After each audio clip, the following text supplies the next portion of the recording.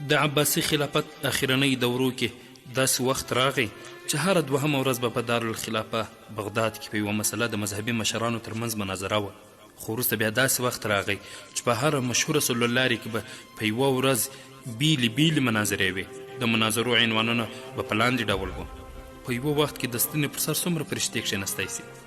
دوهمه مناظره به دا وه چې کارغه حلال دی او که حرام. دریمه مناظره به دا وه د مسواک شرعي اندازه یا سایز څومره دی.